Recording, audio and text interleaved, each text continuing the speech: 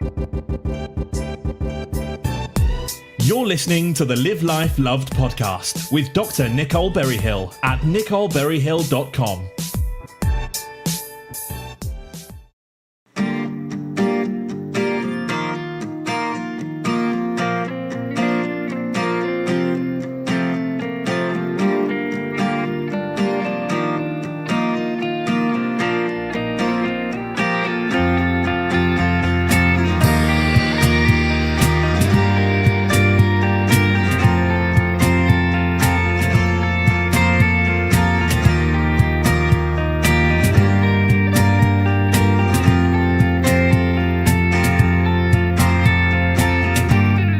Nothing can separate, even if I ran away, 'cause your love never fails.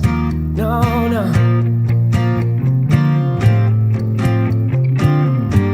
And I know I still make mistakes, but you have new mercies for me every day. Oh, your love never fails.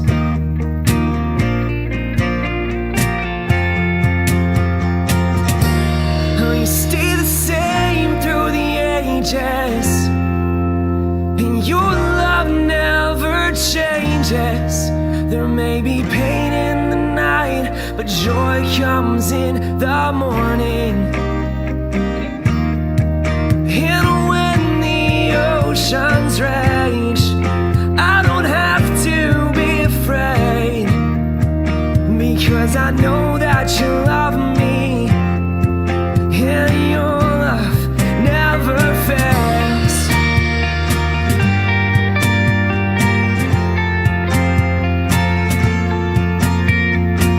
The wind is strong and the water's deep, but I'm not alone here in these open seas, 'cause your love never fails.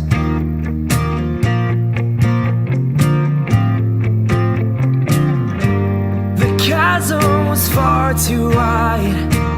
I never thought I'd reach the other side, but your love never fails. No, no.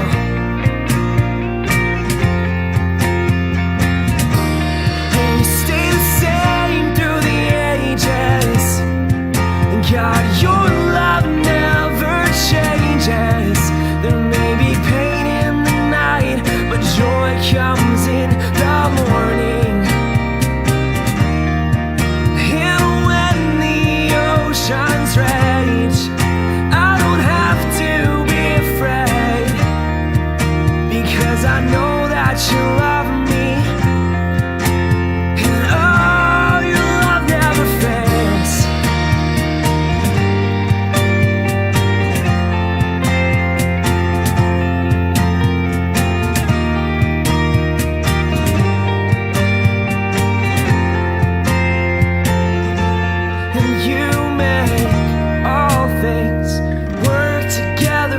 My good,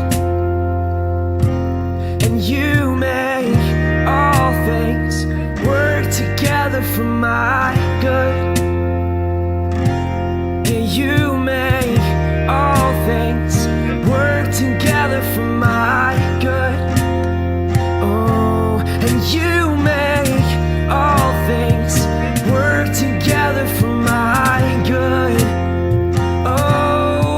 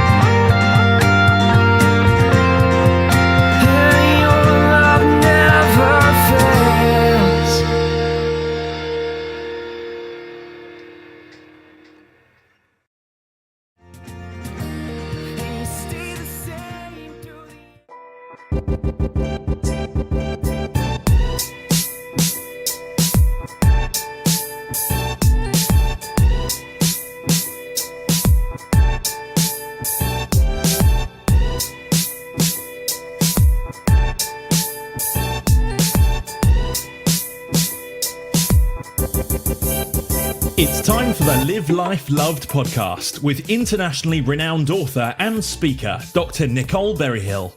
She asks us the question, what if I tell you it's all so much better than we were led to believe? Her message of good news, practical hope, and assured victory is a thirst-quenching relief in today's culture. You do not have to live your life in fear. You can truly and confidently live life loved. And now, I give you Dr. Nicole Berryhill, our host of the Live Life Loved podcast.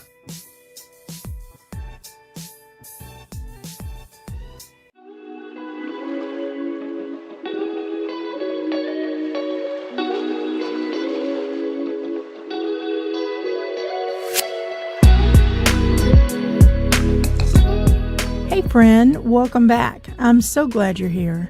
Some of you have known me for decades, and I'm so glad to know you're still here. For my listeners who may be new to the show, I'd like to welcome you into this space. The Live Life Love podcast is all about finding the gold in everyday life. I'm here to remind you that you're a precious soul, created by, for, and in love. The busyness of just daily life can really distract us from the core of who we are and why we're here. It's my mission to spend just a little time with you each week to bring you a little bit of peace in the storm, where we can come together to think about what we're thinking about and recalibrate our minds to better focus on living this life we all share in love. Today's episode marks a bit of a change in format for the show that I feel really good about. I hope you enjoy it and it serves you well. I'm beginning with a series covering something I've been wrestling with for over 30 years. Maybe not wrestling, maybe more digesting.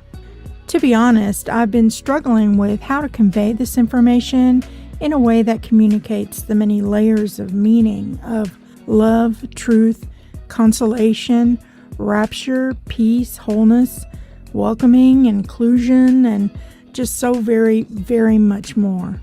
It's taken me over 30 years to mentally and spiritually process what's happened to me, and frankly, I'm still unpacking those experiences to this day. I've struggled so much with processing everything in a communicable way and have found our language woefully lacking. I realize that what I'm about to share will cost me a hefty amount of professional credibility in certain circles, and that's okay. I'm at peace with my decision. I am, at this point, no longer serving any institution.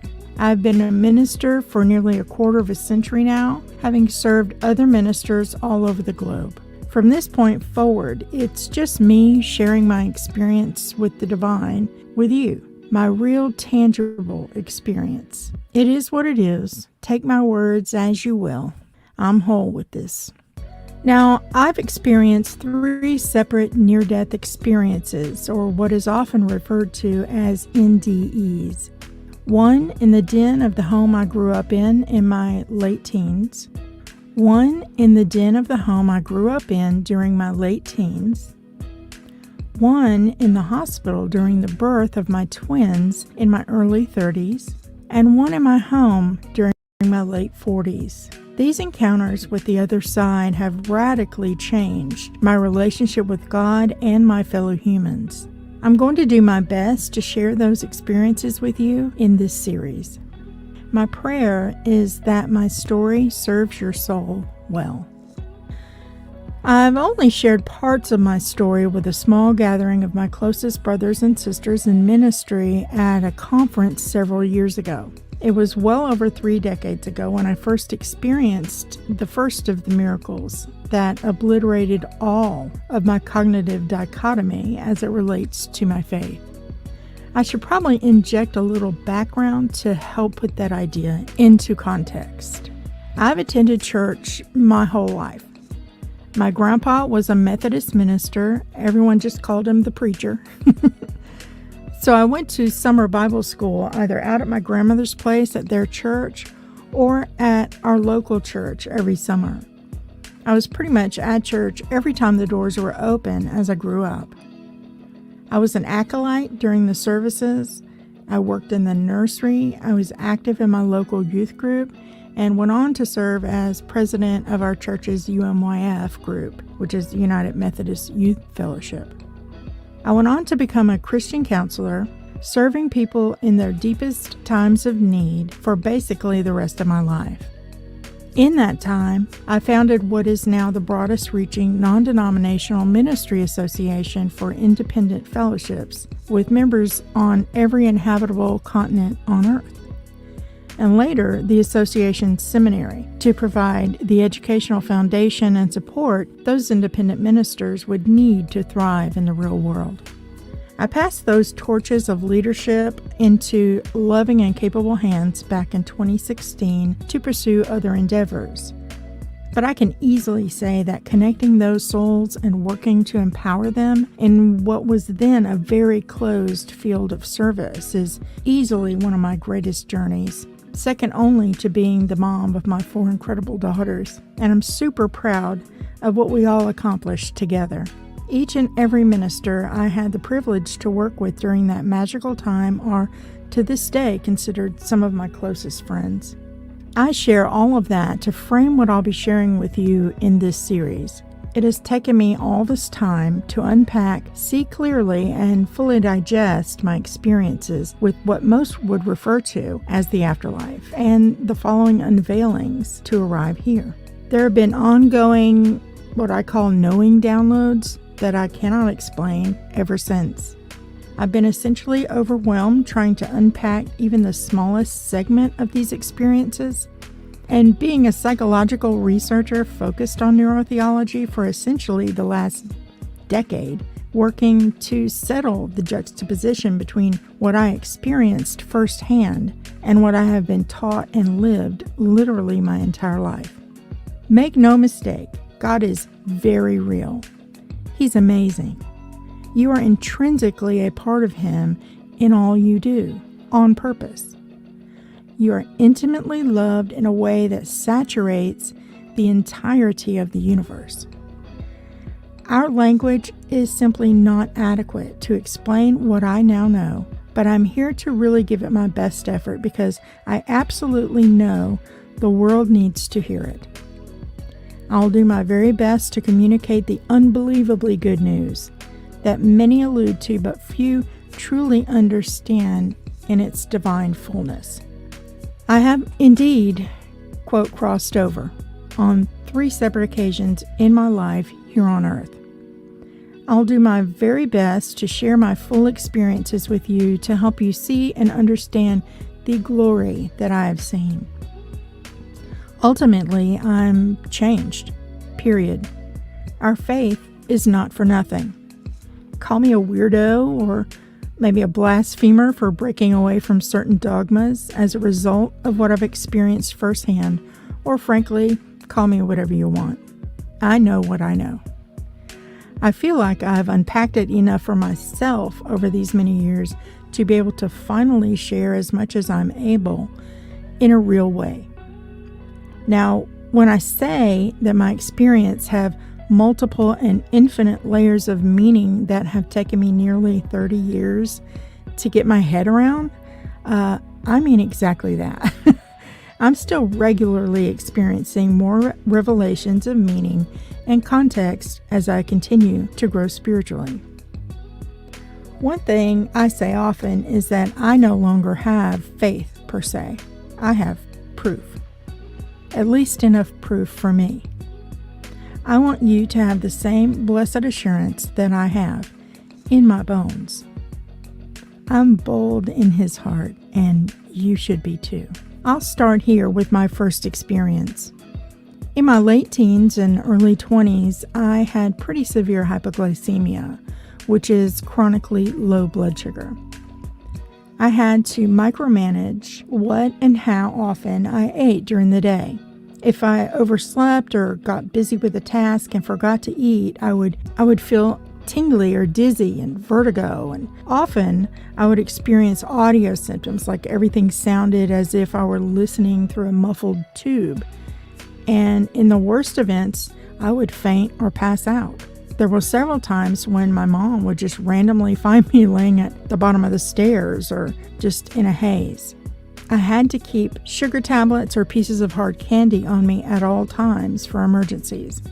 It's maybe best understood as the opposite of diabetes, but has very similar symptoms. I recall one 3-hour glucose tolerance test I had to take during that time. My blood glucose level dipped into the low 40s. If you're in the medical field or are just familiar with those numbers, that will tell you exactly how tightly I had to manage my eating throughout the day to keep my sugar up. On this particular day, I had come home from work around 2 p.m., and our area was under a tornado watch.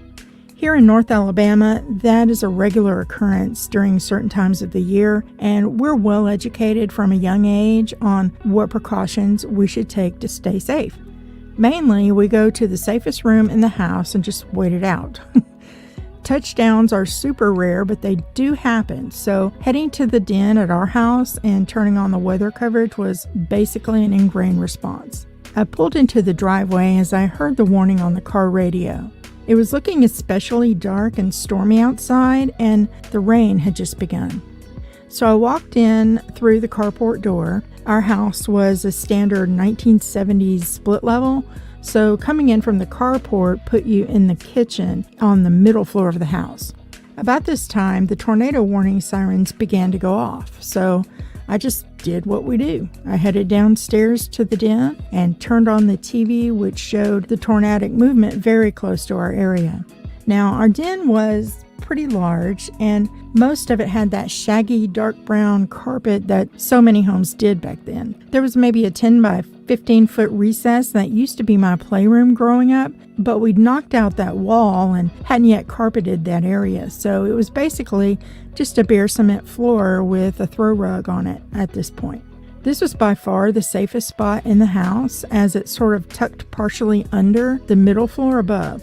This is where I settled down to wait things out. I was the only one at home until my mom got off work and picked up my sister from her after-school program, so I was a little nervous. Hopefully this thing would just pass on over and that would be that. There were no cell phones back then, so all one could do was just wait it out. So the last I'd eaten that day was around 10 a.m. Given the weather situation, I just walked in through the kitchen and kept on going to the den. There was so much else going on, it literally didn't occur to me to grab a bite to eat on my way through. I just got comfortable sitting Indian style on the floor in the area that used to be my playroom as a child and watched the weather on our big TV across the room. The tornado's sirens began to go off a second time as yet another funnel cloud was forming in our area. I started to feel a little tired after a while, so I took off my jacket and folded it over as a pillow to lay on my side and get more comfortable. There were plenty of throw pillows on the couch across the room, but like I said, I felt very tired and just didn't want to get up. I figured this would all be over in a few minutes anyway. Eventually, I just closed my eyes to chill out for what I thought would be just a little bit until everything calmed down. I don't know how much time passed between closing my eyes and what happened next. I was basically floated out of my body, and I could see myself laying on the floor. I would say I was pulled out of my body, but it wasn't as forceful as that. Maybe rising is a better word. So I slowly rose to the ceiling, through the living room directly above that section of the den, and through the roof into the sky. Even though there was severe weather going on, the sky was actually a gorgeous blue with fluffy clouds scattered about. I kept rising at what I felt like was increasing speed. I felt like I was flying upward and to a slight angle. The sky got brighter and more brilliant as I rose. At some point, I realized my granny, my great-grandmother who passed when I was around 5 years old, was holding my hand. Oh my goodness, the warmth and love just filled me up with a familiarity and comfort I can't really even articulate. I just soaked her in, and we were all smiles, the both of us. We were communicating to each other back and forth, I guess telepathically, but not in English or any language. It was more like communicating emotions to each other. The next thing I remember is standing in a meadow with her, and she moved my hand in hers forward. So I was looking down at our hands intertwined as she placed my hand in someone else's hand. And with a soft squeeze of my hand, she was gone from my side. But I could still feel her presence. My hand was in someone else's hand, and I looked up to see who this person was. I instantly felt that we'd had a very long connection, so this wasn't an alarming situation, but a super cozy one. He was quite a bit taller than me, maybe 6.5 feet or more. When I looked into his eyes, I instantly knew this was Jesus. Or better stated, I knew this was the God of the universe, presenting himself to me visually as who I would recognize as Jesus. In this moment, they were one and the same. I was enraptured with a love I, to this day, can't really describe. I was home. I was with my soul's dad. We walked together in this meadow for what seemed like forever, talking back and forth in that same telepathic emotional language. It was utter bliss. I could feel and communicate with many other souls around us, and they were also known very intimately to me. My feeling was that they were lifelong friends and other members of my family who I'd not met on earth, but felt as if we'd spent an eternity together.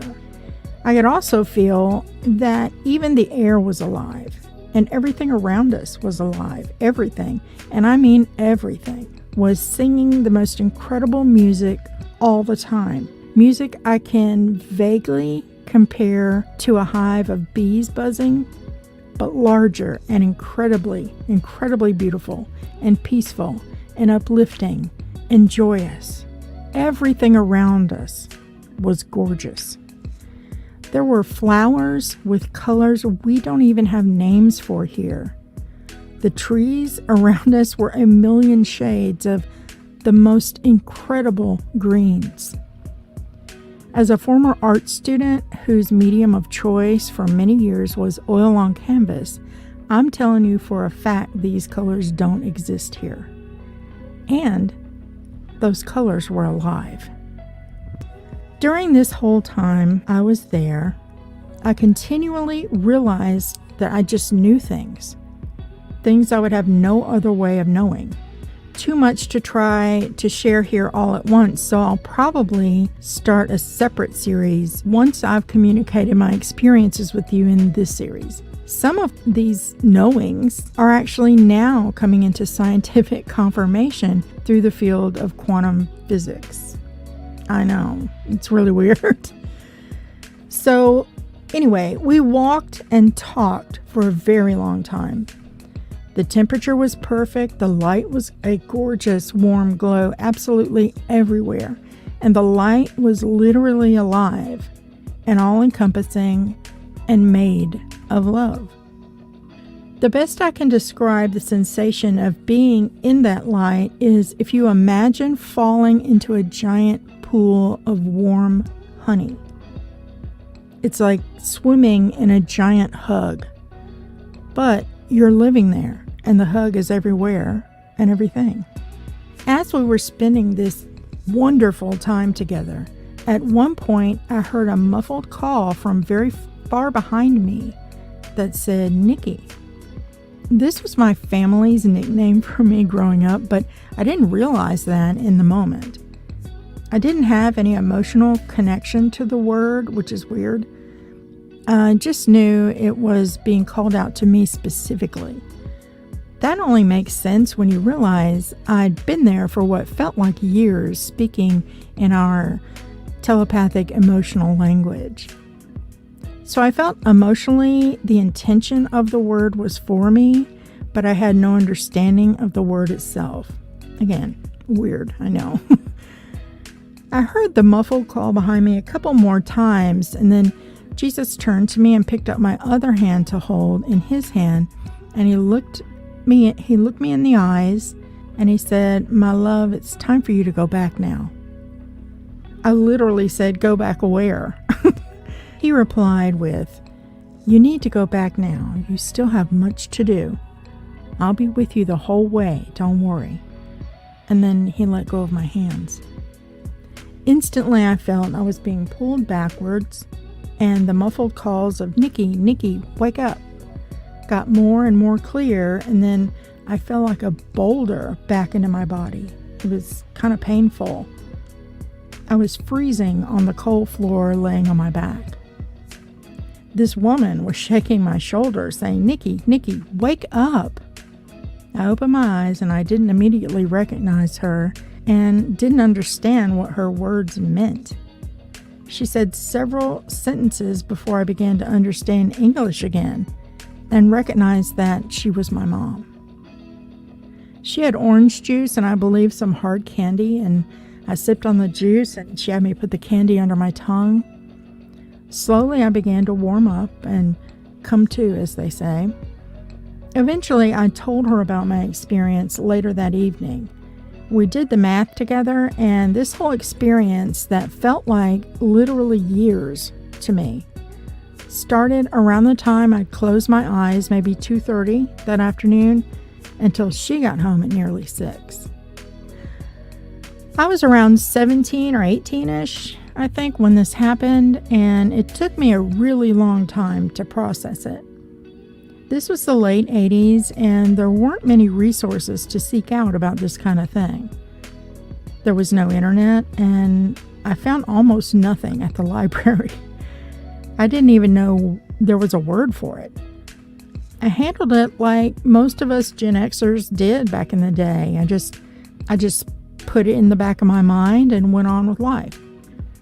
But in my quiet moments, I always pondered the whole experience. It was very real. And I explored the memories and sought out their meaning.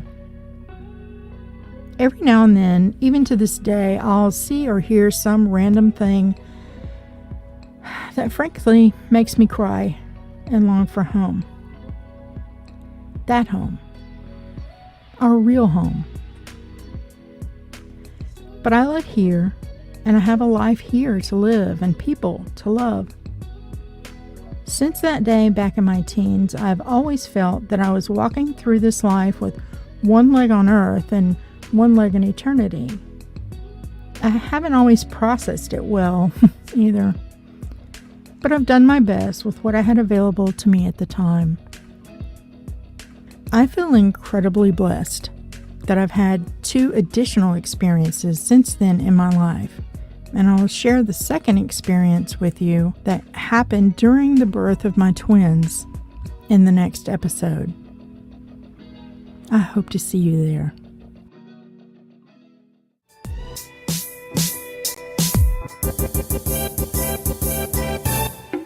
Thank you for tuning in. You've been listening to the Live Life Loved podcast with Dr. Nicole Berryhill.